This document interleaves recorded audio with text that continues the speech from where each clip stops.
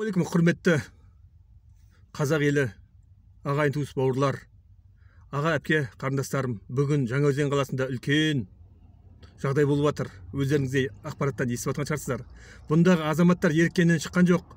Халқым, жерім, елім үшін деп шығып отыр. Себебі дәл қазіргі уақытта газдың қымбаттауы, соның салдарынан әкеп соғатын үлкен жағдайлар, продуктының жолақысының бәрі қымбаттауы халыққа ауыр болып отыр. Қазірдің өзінде продуктының өзі бағасы ұшып бара жатыр. Бұның бәрі халыққа оңай емес. Халықтардың ішінде әл-ауқаты төмен әлсіз топтар бар. Мүмкіндігі шектеулі азаматтар бар, мен сияқты. Оларға да оңай емес. Осының бәрін ескере келе, құрметті қазақ елі, басты көтеріп, әр облыстардан жиналып, өзіміздің талап тілегімізді үкіметке қояйық. Себебі қарапайым ғана нәрсе, мен өзім Қызылорда облысының әкіміне және Алматы қаласының әкіміне мүмкіндігі шектеулі азаматтарға жұмыс көзін ашайын, үкіметтен бір тиын алмай, жүрегінде иманы бар азаматтармен бірлесе отырып жұмыс жасайын, тек үкімет тарапынан, әкімдік тарапынан қолдау болса екен деп сұрап барғанбыз.